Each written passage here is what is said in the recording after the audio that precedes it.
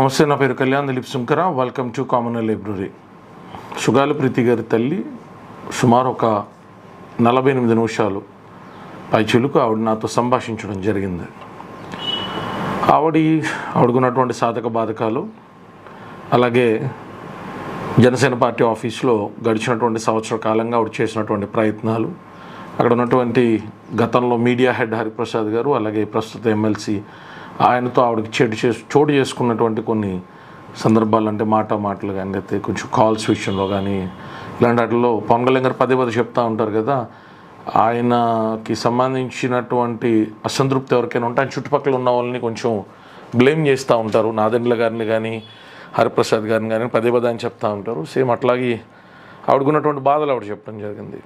సరే, ఏదైనప్పటికీ కూడా విషయంలోకి వెళ్ళినప్పుడు నేను ఆవిడని వారించడం జరిగింది. అమ్మా, పొలిటికల్గా మిమ్మల్ని వినోదించుకుంటారు, యూట్యూబర్స్ వాళ్ళ ఇంటర్వ్యూకి పిలుస్తారు, మీకు ఏదో మద్దతు ఉన్నట్టు, చాలా సీరియస్గా గలం ఎత్తినట్టు, వెనకాల తీవ్రమైనటువంటి బ్యాక్గ్రౌండ్ మ్యూజిక్లు పెట్టి మీ ఎమోషన్ ఇవ్వలేదో కొత్తగా వాళ్ళు జనాలకు చూడటానికి ప్రయత్నం చేస్తారు. ఓవర్ పీరియడ్ ఆఫ్ టైం ఏదైనా కొత్త సంచలనమైన టాపిక్ దొరికినప్పుడు మీరు సైడ్ లైన్ అవుతారమ్మా, స్ట్రీమ్ లైన్లోకి రారు. ఇష్యూ కోర్టులో ఉందని మీరు నమ్ముతున్నారంటే అవును బాబు కోర్టులో ఉందని ఆవిడ కూడా ఒప్పుకున్నారు. మరి ఎక్కడ జాప్యం జరుగుతుందమ్మా, మనం సొల్యూషన్ ఓరియంటెడ్గా ఈ అంశం మీద డిస్కస్ చేసుకోవాలి కదా అంటే ఆవిడ స్పష్టంగా చెప్పారు, లేదు నాన్న, నాకు గవర్నమెంట్ తరపున ఉన్నటువంటి ప్లేడర్ నుంచి కూడా మద్దతు రాలేదు అన్నారు. అమ్మ, నాకు 2 రోజులు టైం ఇవ్వండి, నేను ఆ విషయాలు ఏంటనేటువంటిది ఒకసారి పర్సూ చేస్తాను. మీరు నేరుగా పార్టీకి సంబంధించి ఇప్పుడు ఎవరైతే గతంలో లీగల్ సెల్ చైర్మన్ ఉన్నారో, ప్రస్తుతం ఏఏజీ కింద ఉన్నారో, ఆంధ్రప్రదేశ్ హైకోర్టులో ప్రతాప్ గారు ఆయన్ని, లేకపోతే హరిప్రసాద్ గారిని, వీళ్ళందరినీ బ్లేమ్ చేయడం వల్ల మీకు ఒరిగేది ఉండదమ్మా. పక్క వాళ్ళు దాన్ని క్యాష్ చేసుకోవడం అంటే నా మాటకు అడ్డొచ్చి ఆవిడ ఆపి, లేదు నాన్న, క్యాష్ చేసుకున్నారు మీరు అంటున్నారు, క్యాష్ చేసుకునే పరిస్థితులు ఎవరు తీసుకొచ్చారని ఆవిడ నిలదీయడం జరిగింది.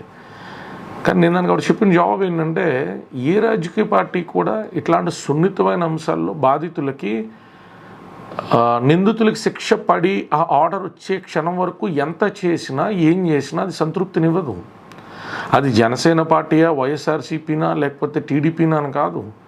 అయితే ఆవిడ కొన్ని మౌలికమైన అంశాలు ప్రస్తావించింది. ఏంటంటే, నాన్న కళ్యాణ్ బాబు చెప్పారు, నేను వెళ్ళాను, అనిత గారిని కలిశాను, అనిత గారికి నేను రిక్వెస్ట్ చేశాను, అమ్మ ఇలా జత్వానీ కేసుల్లో మిగతా వాటిల్లో చేసినటువంటి దర్యాప్తులు సంస్థలకు సంబంధించిన ప్రతినిధులు ఎవరైతే ఉన్నారో వాళ్ళకి ఫారెన్సిక్ బ్యాక్గ్రౌండ్ కూడా ఉన్నది, నా కేసును కూడా వాళ్ళు టేకప్ చేయమనండి అమ్మ అంటే, నాకేమో సిఐడి వాళ్ళు ఫోన్ చేస్తారు, సిఐడి డిఎస్పీలు మాట్లాడతారు, మీకు పెద్ద వాళ్ళు ఎక్కడి నుంచి వస్తారు, మీరు రండి అంటూ ఉంటారు, ఇది ఎంతవరకు సమంజసం అని చెప్పి ఆవిడ బాధపడడం జరిగింది.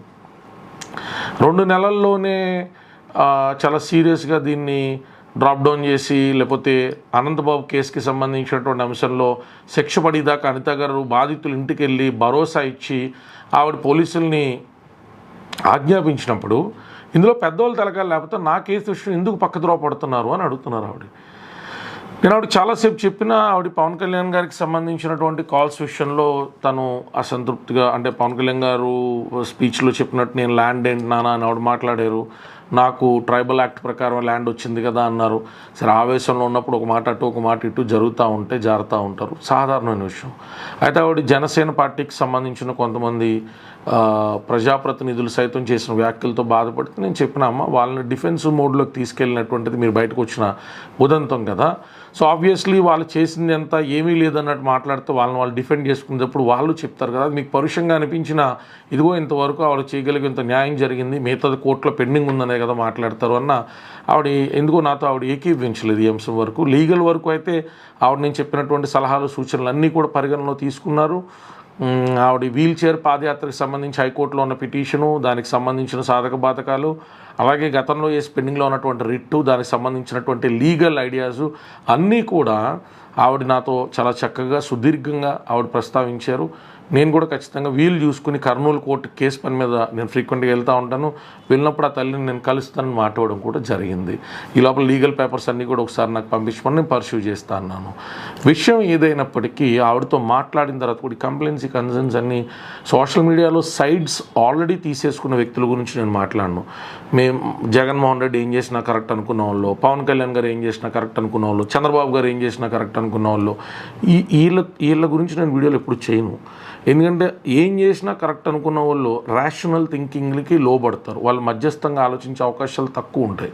సో నా టార్గెట్ ఆడియన్స్ వాళ్ళు కాదు, నేను వీడియోలు చేసేది వాళ్ళ గురించి కాదు. ఎప్పుడైనా సందర్భోచితంగా వాళ్ళందరినీ ప్రస్తావించవచ్చు, కానీ నా టార్గెట్ అలా న్యూట్రల్గా ఉండే ఓటర్స్ ఎవరైతే ఉంటారో, ఆయా పార్టీల్లో ఉంటూ కూడా ఏది నిజం ఏది అబద్ధం అని తెలుసుకోవాలనేటువంటి ధర్మబద్ధమైన ఉత్సుకత ఎవరికైతే ఉంటుందో అట్లాంటి వ్యక్తుల కోసం నేను ఎంతో కొంత టైం తీసి రీసెర్చ్ చేసి వాళ్ళ కోసం మాట్లాడుతాను. ఇప్పుడు టైం మార్నింగ్ 7 అయింది, నేను ఇప్పుడు తీసిన వీడియో సాయంత్రం ఎప్పుడో మీకు టెలికాస్ట్ అవుతుంది. నేను కోర్టుకి వెళ్ళిపోయిన తర్వాత నాకు కోర్టు హడావుడు నాకు సరిపోతుంది. సో నేను పొద్దునే తెల్లరగట్ల లేసి వచ్చి వీడియోలు చేయాల్సిన అవసరం ఏంటి అంటే ఇట్లాంటి టార్గెటెడ్ ఆడియన్స్ కోసం. సో రేషనల్ థాట్ ప్రాసెస్లో ఎవరైతే ఉన్నారో వాళ్ళందరికీ నేను వినిపించుకునేదాన్ని ఏంటంటే, ఆ తల్లి విషయంలో కొంత న్యూట్రల్గా ఉండే ప్రయత్నం చేయండి. అంటే మీరు కూడా గౌక్కుని సైట్స్ తీసుకున్న వాళ్ళు మాదిరి మాట్లాడితే ఆవిడ నొచ్చుకుని నేను మరింత ఒంటరిని అయ్యాను, నేను ఆశించినట్టుగా నాకు ధర్మం జరగలేదు అని మరింత తప్పుద్రోహాలు వెళ్ళే అవకాశం ఉంటుంది. నేను గతంలో మీరు గమనిస్తాను, ఆ వీడియోలో బర్రెలెక్క విషయంలో నేను చెప్పాను, హెచ్యూ ల్యాండ్స్ విషయంలో నేను చెప్పాను, చైనా విషయంలో ఇష్టం వచ్చినాడు దుమ్మెత్తిపోయిద్దు, రేపొద్దున మనకి అగ్రదేశం అయినటువంటి అమెరికాతో ఇబ్బందులు వస్తే మనం చైనాతో కలవాల్సి వస్తుంది, వాణిజ్య సంబంధాలకైనా వర్తక సంబంధాలకైనా అన్నాను. ఈరోజు మోడీ గారు అక్కడికి చైనా వెళ్ళారు, చైనా మీటింగ్ అటెండ్ అవుతున్నారు. కాస్త దూరదృష్టితో ఆలోచించగలగడం అదేం పెద్ద విజయం కాదు. సమకాలీన పరిస్థితుల్ని చట్టం దాటి అవుట్ ఆఫ్ బాక్స్ కాస్త ఆలోచించి పరిశీలించి ఆమోదించగలిగితే యాక్సెప్ట్ చేయగలిగితే ఎవరైనా రానున్న 10 ఏళ్ళు 20 ఏళ్ళు ఎలా ఉంటుందని చెప్పడం పెద్ద అంశమే ఉంటుంది. ఆ ఫ్యూచరిస్టిక్ థాట్ ప్రాసెస్ మనకు లేకపోతే చిత్రకలబడతాం. ఈ తల్లి విషయంలో కూడా నేను అమ్మకి చెప్తున్నా, మీకు చెప్పిన ఒకటే చెప్తున్నా, రాజకీయ రంగు పులుముకున్నటువంటి అంశాలకి సాధారణంగా న్యాయం జరగదు. రాజకీయ రంగు పులుమేసి వాటిని నలిపేసి చిదిమేసి వాటిని అన్యాక్రాంతం చేయొద్దు. నేను అవంతిరెడ్డి మర్డర్ కేసు డీల్ చేసినప్పుడు చెప్పిన, దయచేసి ఏ ఇష్యూస్లోకి పాలిటీషియన్స్ని మీడియాని తీసుకొచ్చేయడం వల్ల అది చిరిగి చాటంతే వాళ్ళ సంచలనాల కోసం ఇవ్వాల్సిన సేపు హైపిస్తారు తప్ప తర్వాత అన్యాక్రాంతంగా అనాథలాగా అంశాలను వదిలేస్తారు. They are helpless. వాళ్ళు కాంపిటేటివ్ ప్రపంచంలో ఉంటారు. ఒక ఛానల్ హాట్ టాపిక్ వేస్తాడు, ఇంకో ఛానల్ పాత ఫాలో అప్ వేయలేడు. ఓ రాజకీయ పార్టీ వాడు కొత్త అంశాలు మేము మాట్లాడుతున్నాం, ఇంకో రాజకీయ పార్టీ వాడు పాత అంశాలు తీసుకొచ్చి మాట్లాడలేడు. సో ఈ డైలమా నుంచి బయటపడాలని నేను అమ్మను కూడా అభ్యర్థించడం జరిగింది. ఆవిడ కూడా ఏకీభించారు. ఆవిడతో ఏ మీడియా ఛానల్లో మాట్లాడచ్చు. ఈ సింపతి సోది ఈ సుతారం మాటలు కాకుండా స్ట్రైట్ టు ద పాయింట్ కోర్టులో ఉంది. కోర్టు ఎప్పుడు ఎలా సిబిఐఏ దర్యాప్తు చేయాలని ఆదేశిస్తుంది, దానికి ఉన్నటువంటి సాధక బాధకాలు ఏంటి, లీగల్ జూరిస్ప్రూడెన్స్లో దానికి ఉన్న హర్డిల్స్ ఏంటి, ఆబ్స్టకల్స్ ఏంటి, పాత ప్రెసిడెంట్స్ ఏంటి, పాయింట్ టు పాయింట్ నేను అమ్మతో మాట్లాడడం జరిగింది. So I still believe that she will get justice at either AP High Court or at Supreme Court of India. Through court మాత్రమే ఆవిడకి న్యాయం జరుగుతుంది.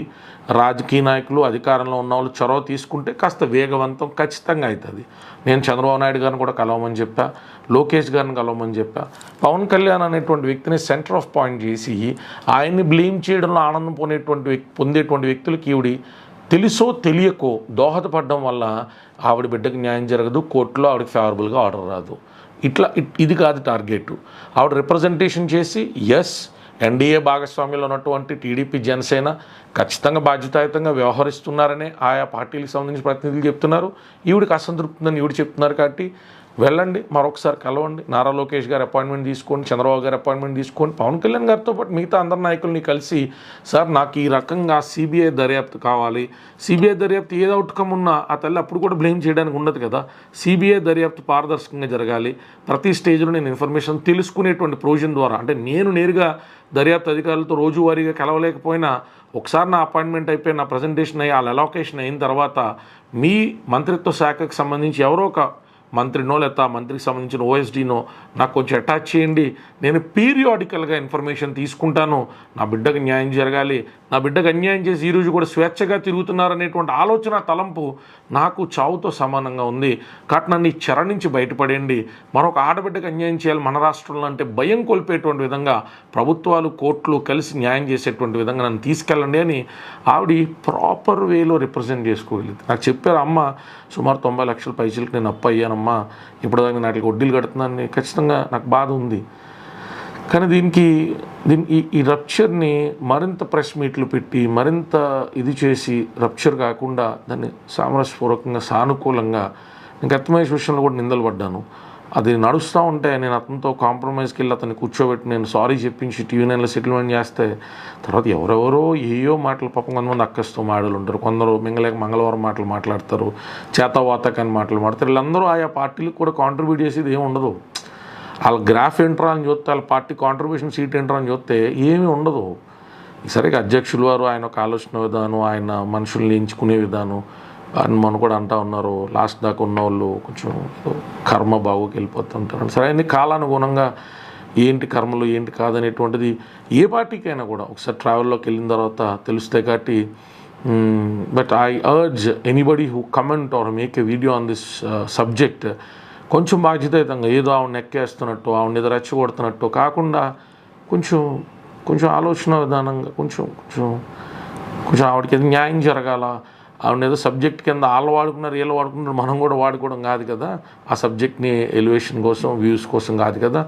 Information again I'm coming to the same point, information furnish చేయడానికి address చేయడానికి ఉండాలి. ఇప్పుడు దీని solution ఏంటంటే సెప్టెంబర్ 3వ తారీఖున ఆవిడకి సంబంధించినటువంటి పిటిషన్ కోర్టులో హియరింగ్ ఉందన్నారు. సరే మిగతా అడ్వకేట్స్ ఆవిడకి మద్దతుదారులుగా ఉన్న వాళ్ళు ఎటు కూడా ఉన్నారు. నేను కూడా విత్ హర్ పర్మిషన్ పర్సనల్గా నేను మానిటర్ చేస్తానమ్మా అన్న ఆవిడ చేయమని చెప్పారు. నేను పర్సనల్గా కేస్ టు కేస్ మానిటర్ చేస్తా, వీక్లీ ఆర్ మంత్లీ ఆ సబ్జెక్ట్కి సంబంధించి నేను మీ అందరికీ కూడా వాస్తవాలు తెలియజేస్తా. ఏ స్థాయిలో అయినా ఇప్పుడు ప్రస్తుతానికి ఆవిడ అడ్వకేట్స్ ఉన్నారు, ఆ అడ్వకేట్స్తో పాటు నేను కూడా ఆర్గ్యుమెంట్ చెప్పడానికి ఆ అడ్వకేట్స్ పర్మిషన్ ఇస్తే వాళ్ళతో ఎలా అయినా చెప్తా, లేదా మానిటర్ చేస్తూ ఆవిడకి ఇవ్వాల్సిన సలహాలను నా లీగల్ డైలాగ్ రూపంలో ఆవిడకి తెలియజేస్తా. అలాగే ఇక్కడి నుంచి ఒకవేళ ఏదైనా ఆవిడకి ఫేవరబుల్ ఆర్డర్ లేకపోతే సుప్రీంకోర్టుకి వెళ్తున్నప్పుడు నేను ఫ్రీ ఆఫ్ కాస్ట్లో ఆవిడతో పాటు నిలబడతా. సుప్రీంకోర్టు డ్రాఫ్టింగ్ కానించి ఫైలింగ్ వరకు కూడా నాకు టీం ఉన్నారు, నా అడ్వకేట్ ఆన్ రికార్డ్ టీం ఉన్నారు. వాళ్ళందరితో పాటు కలిసి we have few good people are there. So వాళ్ళందరితో పాటు రిప్రజెంట్ చేసి బెంచ్ దగ్గర ఆవిడకి అక్కడైనా కూడా న్యాయం చేయడానికి ఖచ్చితంగా నిలబడతాం. నాకు ఆవిడ చెప్పిన కొన్ని వ్యాఖ్యల్లో బాధ కలిగింది, కొన్ని వ్యాఖ్యల్లో విస్మయం కలిగింది. కానీ ఎండ్ ఆఫ్ ద డే ఆవిడని రెచ్చగొట్టేటువంటి వ్యక్తుల బాధ్యతారాహిత్యాన్ని చూసినప్పుడు బాధ కూడా కలిగింది. ఏదో క్యాజువల్గా రెచ్చగొడుతున్నారు. అమ్మ కూడా కొంచెం నాకు బాధ కలిగింది, జనసేన పార్టీ ఇలా అన్నారు, పవన్ కళ్యాణ్ గారు అలా అన్నారు, కొంచెం బాధగా ఉంది ఆవిడకి. దానివల్ల ఆ బాధలో ఆవేదన ఆవేశంగా మారిపోయింది. అది ప్రమాదం, అది ఆవేదన ఆవేశంగా మారితే. బట్ ఎనీవేస్ అది జనసేన పార్టీకి ఇబ్బంది కలగదని నేను చెప్పను. ఖచ్చితంగా ఈ అంశంలో సుట్టుపుట్టు మాటలు అంటూనే ఉంటారు, చాలా టైం పడుతుంది దాన్ని క్లియర్ చేసుకోవడానికి, ఎక్స్ప్లెయిన్ చేయడానికి.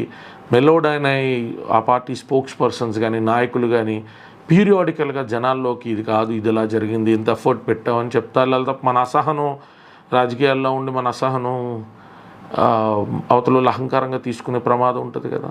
ఆవిడది ఆవేదన ఆవేశంగా మారితే ఎంత ప్రమాదమో రాజకీయాల్లో ఉన్న వాళ్ళది అసహనం కూడా అంతే ప్రమాదంగా మారే అవకాశం ఉంటుంది. కాబట్టి ఆలోచించి తగు నిర్ణయం తగిన సమయంలో ఇరుపక్షాలు కూడా తీసుకోవాలని కోరుకుంటూ చేయాల్సింది జరిగింది. బట్ ఆవిడకి సంతృప్తి కలగలేదు, ఎందుకంటే శిక్ష పడాలి. ఎండ్ ఆఫ్ ది డే అది కోర్టు పరిధిలోకి వెళ్ళినటువంటి అంశం. కానీ అది నెటిజన్స్ కానీ ఆయా పార్టీ సైడ్ తీసుకున్న వ్యక్తులు కానీ వాళ్ళని కంప్లీట్గా రూపుమాపి వేరే ఏదో డిస్కషన్ తెర మీద తీసుకొచ్చి పవన్ కళ్యాణ్ వ్యక్తి ఏదో చేయలేదని చెప్పడానికి ప్రయత్నం చేస్తున్నారు. కానీ ఏం చేసి ఉండాలనుకుంటున్నారు, ఏం చెయ్యాలనుకుంటున్నారు, ఏం చేయలేదన్న దాని మీద కేటగిరికల్గా మాట్లాడట్లేదు ఇప్పటికి కూడా.